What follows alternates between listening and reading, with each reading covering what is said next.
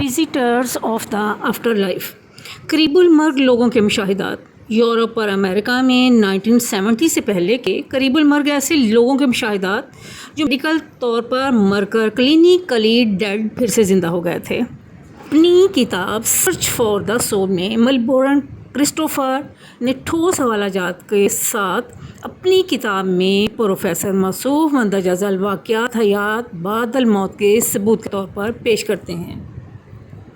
1871 میں چھپنے والی کتاب لوکنگ بیانڈ میں جوزف بیریٹ نے ایک واقعہ یوں لکھا ہے: ڈاکٹر نے اسے مردہ قرار دیا، غم سے نڈھال اس کے بڑے بھائی نے اس کے بازوؤں سے پکڑ کر بٹھا کر زور زور سے چیخنا شروع کر دیا، تم ہمیں چھوڑ کر کہاں چلے جا رہے ہو، کہاں چلے جا رہے ہو؟ اچانک اس نے آنکھیں کھولیں اور بولا، تم نے مجھے کیوں بلایا ہے؟ کیا خوبصورت میوزک تھا، کیا خوبصورت مناظر میں دیکھ رہا تھا۔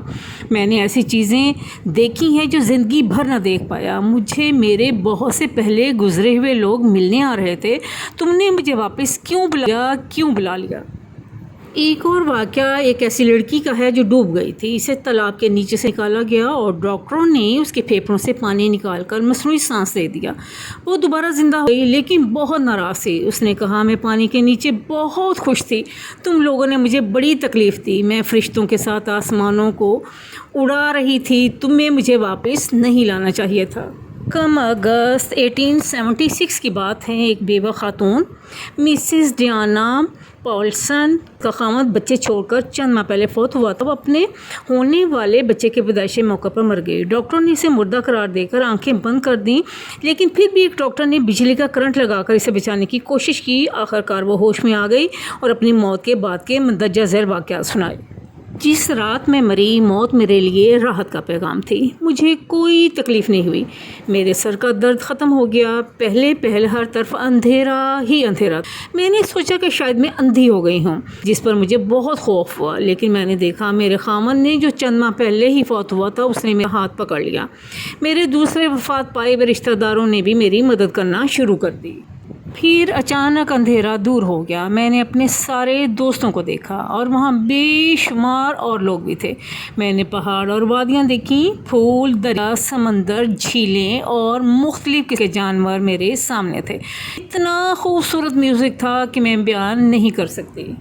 میں نے کئی چمکتی ہوئی روحیں دیکھیں لیکن ان کے پر نہیں تھے۔ پھر میرے رشتہ دار مجھے ایک نہایت روشن جگہ لے گئے، وہاں میں نے کئی جلسہ نما میٹنگیں ہوتی دیکھیں لیکن معلوم نہیں کہ وہ کیا کہہ رہے تھے۔ اس موقع پر مجھے بتایا گیا کہ تمہیں ضرور واپس جانا چاہیے۔ روحیں اس طرح نہیں بولتی جس طرح ہم بولتے ہیں، ان کے کپڑے بھی کھلے تھے، نہ ہی روحیں بات چیت کے لیے زبان اور منہ کا استعمال کرتی تھی۔ ہر الفاظ کے ہر کوئی دوسرے کو سمجھتا تھا، میں ان کے خیالات کو بھی پڑھ سکتی تھی۔